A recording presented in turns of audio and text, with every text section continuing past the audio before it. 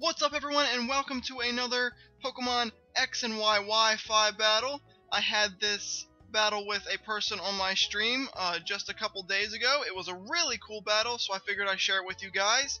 So let's go ahead and take a look at the team right away. We're got Salk, Weezing, Pyroar, Caracosta, Ampharos, and Florg. So this is a UU team simply because of the fact that Florgs is in it.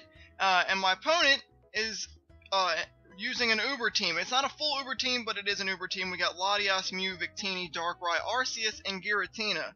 So taking a look at his team, I thought the obvious lead was going to end up being Darkrai, because Darkrai's always ends up being that Focus Sash Dark Void lead. And then it likes to set up maybe Nasty Plot and that kind of stuff. So anticipating that, I decided to go ahead and lead off with my Salk to be a perfect counter to that. Unfortunately though, he does end up leading off with his Giratina. There's not a whole lot Salk can do to him. Like, the best move I can hit him was a Stone Edge, and that's a little bit too risky. So I just switch out and go into my Florgs here. So I wasn't really sure what he would try to use on me. He ended up going for Aura Sphere, which is absolutely perfect. I have a ton of Special Bulk and I resist fighting, so it's going to do absolutely nothing, even on a crit.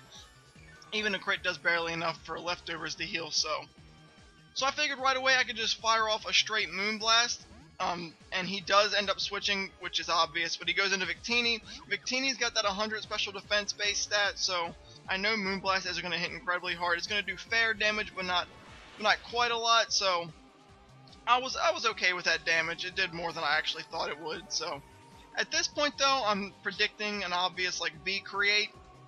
And Florgs doesn't really want to stay into that, especially with that 180 power. So I get out of there. I'm going to switch in my physical wall, which is Weezing. I know Weezing can handle that pretty easily. Even with all that base power, it's not going to do a whole hell of a lot. It's still like a 3-hit KO or so. So yeah, Weezing does take that pretty well, and we get the defense drops and the speed drops on Victini. So at that point, I'm pretty sure he doesn't want to stay in anymore. He can't kill me with another one. And then I would absolutely destroy him on the -2. So he does switch out. He brings in Arceus here. Arceus ends up being just a normal plate set, so he's got no special typing, just a straight normal type. I'm going to go ahead and get the Thunderbolt. This is absolutely nothing because Weezing has very, very little attack presence. Really relies on that Will-O-Wisp. He goes for Roar of Time here. That does pretty good damage. But I was pretty okay with that. I was happy I lived, but I missed the Will-O-Wisp, which sucks. Fortunately though, he does have to recharge off a Roar time, so I know I get another free shot. So I do just go ahead and fire off another Will-O-Wisp, and I get that hit, which is good. That's going to start working on Arceus. So at this point, I didn't really want to switch anything else into a Roar of Time. I figured I could probably get through this battle without using Weezing. So I just stay in, I take the Roar of Time. I wasn't sure if that was going to take me out, but it ends up taking me out by just a little bit there.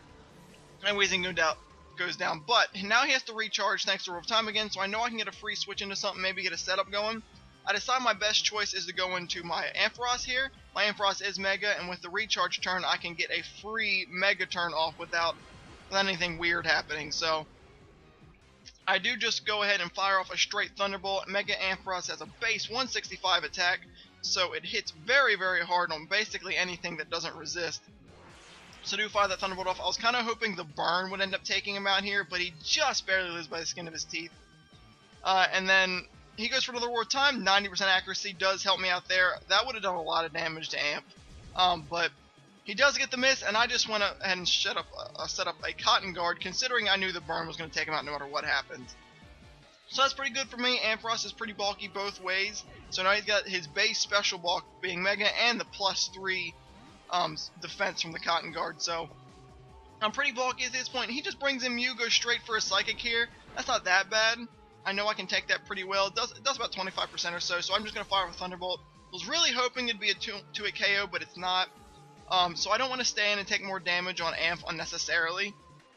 So I'm just going to switch right into Bouquet, and he actually goes for Transform instead, which is, I wish I would have went for Dragon Pulse, but oh well.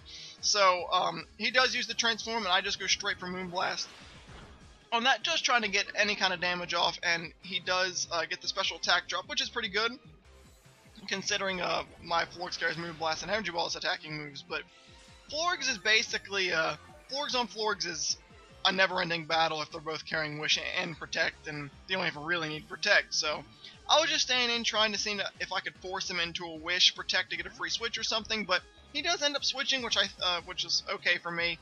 Back into Victini. I'm going to take Victini down to a little over half life remaining off another Moonblast. But again, I really don't want to take a B crate, and I've lost my physical at this point, so that's kind of unfortunate. So I decided to switch out. I don't want Florgs to die so early, and I bring in my Caracosta here, who double resists fire. Unfortunately, I don't know if he predicted that or just went for a different move. He goes for Fusion Bolt. Thankfully, though, I do carry the Solid Rock ability, which is going to stop super effective attacks a little bit. So it doesn't even do half. He's going to go ahead and fire off another one. It's going to take me down for a little under half HP, and I basically get an easy Shell Smash off there, which is absolutely great. I do run the White Herb on Caracosta as well, meaning those defense drops that I get from using it are going to go away, and he's just going to be a +2 attack, +2 special attack, and +2 speed. Absolutely awesome. So I know Victini's kind of bulky, but he's not bulky enough to handle an Aqua Jet at +2 from Caracosta, no way. And I do get Victini gone, which is good. That was a big threat. The Florg's gone. A big counter to Florg's gone. So now at this point, he's going to bring in Latias. It was shiny, and I was having feelings as soon as I saw it shiny and golden. And I was correct in my feelings. He goes straight for the Mega Latias. So, using a hacked Pokemon here, obviously, but that's okay. So I just went straight for the Aqua Jet, knowing he'd outspeed no matter what happened, and I didn't want to switch out and waste my Shell Smash with my White Herb gone, and he just ends up firing off a Thunderbolt. Even with that Shell Armor ability, that's not going to take that at all. Caracosta has very bad special defense as it is, so I figured a good counter it was going to go back into Bouquet here and just straight fire off a Moonblast. He does switch out, which I kind of assumed he would, and he ends up bringing in Mew again. I know Mew was at really low HP, so I wasn't sure how much if this would take him out or not. Turns out he does live with a sliver of health, which sucks, but I know I can take basically any hit he throws at me, so I'm not too worried about that. Turns out, though, he goes for Metronome, so I was hoping and praying here nothing weird happened. It just ends up being Screech, which isn't that bad. Florgs has bad defense anyway, but no damage. I can easily switch out to remove that status drop anyway, so I'm just going to fire off the other Moonblast, and that's Mew gone. So, considering the teams here, I think I'm doing a pretty good job at this point. He does bring in Giratina. Now, we saw Giratina use Aura Sphere at the beginning of the battle, but I was not sure if it had a physical attack along with it. It's like a hybrid set, so I don't want to stay into that. I'm going to switch out into Amph again, predicting some kind of physical attack. Not sure what, but I was predicting one, and it does end up going for Earthquake, which isn't a great switch into Amph, but it would have trashed Florgs at the amount of HP it was at. So obviously he's going to outspeed. He's just going to go for another Earthquake. Kind of unfortunate. If I would have let Florgs die, I might have been able to bring in Amph and one hit him with Dragon Pulse, but that's the way it goes sometimes. So I know at this point I can bring back in Florgs. Florgs still at max HP, doesn't have that defense drop anymore. He does decide to fire off another Earthquake. It's going to do alright damage, no stab or anything, about a 3-hit KO, and I just get a Moonblast off, which is going to hit Giratina really hard, take him down to about half HP. Another hit will kill him here. I get the special attack drop, which won't matter. He's not going to be using special attacks on me anyway. He's seen how much Aura Sphere does and how much Earthquake does. So at this point, he's going for Shadow Force. I just went for a Wish here and trying to get some HP back. Unfortunately, Phantom Force does break through Protect, so that's not that good. I knew I couldn't go for Protect here, so I figured maybe I'd just go straight for Moonblast. But as it turns out, Shadow Force hits a lot harder than I thought it would, and it completely annihilates Bouquet. So that was a big misplay. Kind of sucked to lose Florgs. I really needed him. But oh well. So I do bring in Pyroar here. Pyroar is Life Orbed and is carrying Dark Pulse, and I'm obviously going to outspeed this. So I just do fire off a Dark Pulse right off the bat, and that is going to end up taking out Giratina. So I didn't want to lose Florgs, but at least I got the revenge kill with no worries, keeping a Pyroar alive. I should have switched into Pyroar to take the Shadow Force, being normal type, but misplays will be made. So he brings in Darkrai here. I know I can't one-shot it, even if it's not Focus Sash. I just go straight for Flamethrower to get as much damage as possible. And he's going to go for Focus Blast, and unfortunately he gets the hit on me. And there's no way Pyroar's living that. He's got a little bit of bulk, but nowhere near enough to take a move as powerful as that one is super effective.